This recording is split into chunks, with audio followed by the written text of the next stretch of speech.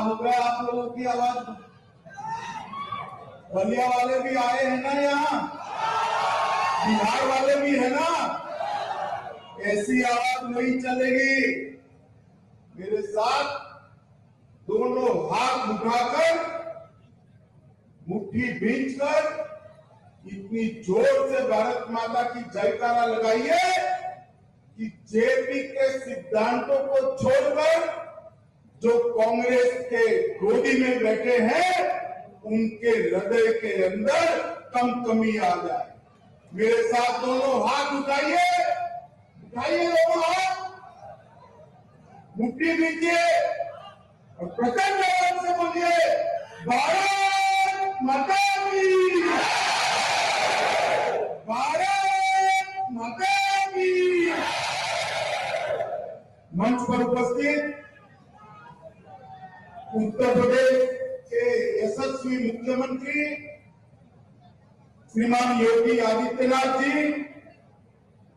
आज जिनके निमंत्रण पर मैं यहां आया हूं, जय प्रभा राष्ट्रीय स्मारक के अध्यक्ष और सांसद श्रीमान वीरेंद्र मस्त जी, हमारे बिहार प्रदेश के अध्यक्ष श्री संजय जायसवाल जी, केंद्रीय गृह राज्य मंत्री नित्यानंद राय जी, श्रीमान अश्विनी चौबे जी, भाजपा के राष्ट्रीय उपाध्यक्ष राधा मोहन बाबू, यहाँ के सांसद और मेरे मित्र श्री राजीव प्रताप रूडी जी, बिहार के वरिष्ठ नेता और सांसद सुशील मोदी जी, जनार्दन सिंह जी, नीरज शेखर जी, प्रतिपक्ष के नेता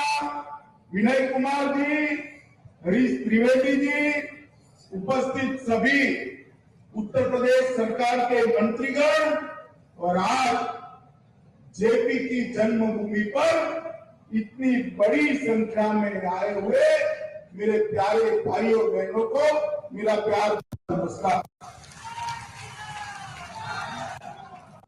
बिहार और यूपी के मिलन स्थान पर, यही भूमि पर जयप्रकाश जी जन्मे थे। जयप्रकाश जी का जीवन अनेक मानों में विशिष्ट प्रकार का रहा। आजादी के लिए क्रांति के रास्ते पर भी लड़े, आजादी के लिए गांधी के बताए मार्ग पर भी लड़े। आजादी के बाद जब सत्ता लेने का समय आया, एक सन्यासी की भांति विनोबा भावे के साथ सर्वोदय की गतिविधि के अंदर वो जुड़ गए। और मित्रों, पूरा जीवन देश भर के भूमिहीनों के लिए, गरीबों के लिए, दलितों के लिए, पिछड़ों के लिए उन्होंने गुजारा।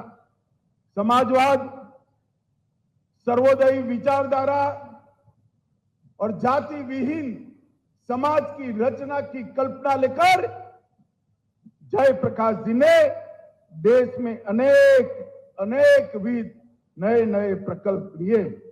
मित्रों, मगर सबसे बड़ा जयप्रकाश जी का जो योगदान देश में रहा, जब 70 के दशक में भ्रष्टाचार और सत्ता में चूर शासन के अधिकारियों ने जब देश में इमरजेंसी डालने का काम किया, तब जयप्रकाश जी ने इसके खिलाफ बहुत बड़ा आंदोलन किया। मैं गुजरात से आता हूं। 1973 में गुजरात के अंदर इंदिरा जी के अगुवाई में कांग्रेस की सरकार चलती थी। चिमन पटेल मुख्यमंत्री थे, बिहार में अब्दुल गफार मुफ्ती। और मित्रों, इंदिरा जी ने सार्वजनिक रूप से सरकारों को चंदा उगाने का काम दिया। भ्रष्टाचार की गंगा शुरू हुई। इसके खिलाफ गुजरात के विद्यार्थियों ने आंदोलन किया और वो आंदोलन का नेतृत्व जयप्रकाश नारायण ने किया और गुजरात में सत्ता बदल दी। उसके बाद बिहार में आंदोलन किया। और बिहार के अंदर जो आंदोलन हुआ वो गांधी मैदान की रैली देखकर इंदिरा गांधी के पसीने छूट गए। मित्रों, देश के प्रधानमंत्री को जब जजमेंट आया तब मजबूर होना पड़ा, देश के अंदर इमरजेंसी डाली और जेपी को भी जेल में डाल दिया। देश के विपक्ष के कई नेताओं को जेल में डाला। उनको था जेल में डालने से जेपी, मुरारजी भाई, अडवाणी जी, अटल जी सबके हौसले पस्त होंगे। मगर 1942 के भारत छोड़ो आंदोलन में हजारीबाग की जेल जिसको न रोक सकी, वो जयप्रकाश को इंदिरा जी की यातना न रोक। जब इमरजेंसी उठी, जेपी ने पूरे विपक्ष को एक किया और उसके बाद देश में पहली गैर कांग्रेसी सरकार बनाने का काम मित्रों जयप्रकाश नारायण ने किया। उस वक्त पहली बार जेपी ने जनसंघ को भी साथ में लिया और सत्ता के बाहर रहकर परिवर्तन किस प्रकार से किया जा सकता है उसका उत्कृष्ट उदाहरण अगर किसी ने दिया मित्रों तो जयप्रकाश नारायण ने दिया। आज देश में मोदी जी के नेतृत्व में एक सरकार चल रही है। 8 साल से जो जयप्रकाश के सिद्धांत थे, विनोबा के सिद्धांत थे, सर्वोदय के, वो सर्वोदय के ही नारे को मोदी जी ने अंत्योदय के साथ जोड़कर गरीब कल्याण की एक नई पीठिका शुरू की। देश के 60 करोड़ गरीबों को 5 लाख से ज्यादा स्वास्थ्य का बीमा देना, हर गरीब के घर में गैस, हर गरीब के घर में शौचालय, 2.5 साल तक हर गरीब को फ्री राशन देने का काम करना, हर घर में बिजली पहुंचाना, हर गांव में बिजली पहुंचाकर हर गांव को रोड के साथ जोड़ने का काम नरेंद्र मोदी जी ने किया। मित्रों, मैं बहुत छोटा था, मैंने एक नारा सुना था, अंधेरे में एक प्रकाश, जय प्रकाश, जय प्रकाश। और उसी नारे पर गुजरात और बिहार के युवा एकत्रित होकर सत्ता परिवर्तन करे थे। मगर जेपी ने साथ में संपूर्ण क्रांति का भी नारा दिया। संपूर्ण क्रांति के नारे को किसी भी कांग्रेसी ने सफल बनाने का यत्न नहीं किया।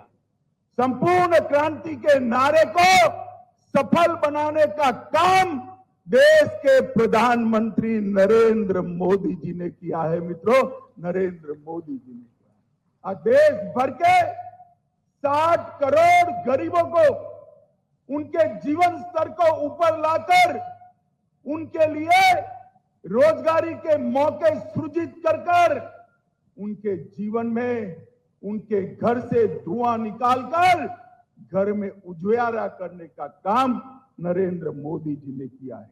मित्रों, 74 में जब जयप्रकाश जी ने बिहार में आंदोलन किया, अराजनीतिक आंदोलन, सारी विचारधारा के छात्र जेपी की अगुवाई में इकट्ठा हुए थे। सुशील जी यहां बैठे हैं, सुशील जी भी उसी आंदोलन की प्रोडक्ट है। मगर उस आंदोलन की और कई लोग हैं जो पूरा जीवन जेपी का और लोहिया जी का नाम दिए। मित्रों, आज मैं बिहार की जनता को पूछने चाहता हूं, जो जेपी का नाम लेकर जेपी आंदोलन से उपजे नेता आज कांग्रेस के गोदी में बैठे हैं केवल और केवल सत्ता के लिए, उसके साथ आप सहमत है क्या? जरा जोर से बोलिए, सहमत है क्या? ये जयप्रकाश के सिद्धांतों की राजनीति है, ये जयप्रकाश का बताया हुआ मार्ग नहीं। जयप्रकाश जी ने जीवन भर सत्ता के लिए कुछ नहीं किया, पूरा जीवन सिद्धांत के लिए। और आज 5-5 बार सत्ता के लिए पाला बदलने वाले लोग बिहार के मुख्यमंत्री बनकर बैठे हैं।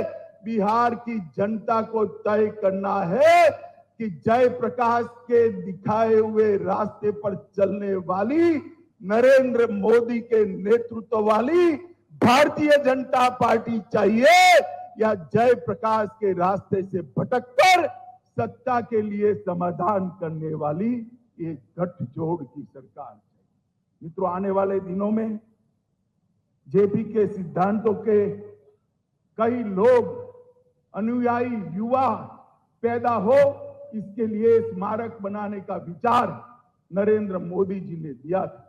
मैं बधाई देना चाहता हूं, साधुवाद देना चाहता हूं भाई वीरेंद्र मस्त जी को, जिन्होंने ट्रस्ट के अध्यक्ष के नाते इसके पीछे पड़कर इसको पूरा करने का काम किया है और आज जेपी के सिद्धांतों के लिए उन्हीं के जन्म के गांव के अंदर एक बहुत बड़ा स्थानक बना है।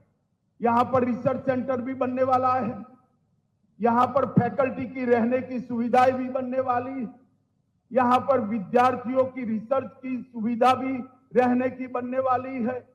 और जेपी का सिद्धांत, ग्रामीण विकास का सिद्धांत, ये सिद्धांत को कैसे आगे बढ़ाया जाए, इसका हमेशा के लिए ये बहुत बड़ा स्थान बनने वाला है। मित्रों, जयप्रकाश जी ने ढेर सारे क्षेत्रों में, चाहे सहकारिता का हो, चाहे ग्रामोत्थान का हो, चाहे सर्वोदय का हो, हर क्षेत्र में बहुत योगदान दिया है। आज जेपी की जन्म जयंती है, पूरे देश भर में लोग जयप्रकाश जी को याद कर रहे हैं। मैं फिर से एक बार वीरेंद्र जी को बात कर मेरी बात समाप्त करना चाहता हूं कि वीरेंद्र जी, ये यात्रा को यहां तक तो ले आए हैं, इसको लॉजिकल एंड तक ले जाने के लिए लगे रहिएगा। जेपी के सिद्धांतों को अगर हम जिंदा रखेंगे तो उसी में से आगे पर देश को चलाने की, देश को आगे बढ़ाने की युवा शक्ति प्राप्त होगी। मैं फिर से एक बार सभी का धन्यवाद कर मेरी बात को समाप्त करता हूं। मेरे साथ दोनों हाथ उठाकर जयप्रकाश अमर रहे के नारे लगाएंगे। मेरे साथ बोले, जय प्रकाश, जेपी, जय प्रकाश, वंदे वंदे, भारत माता की।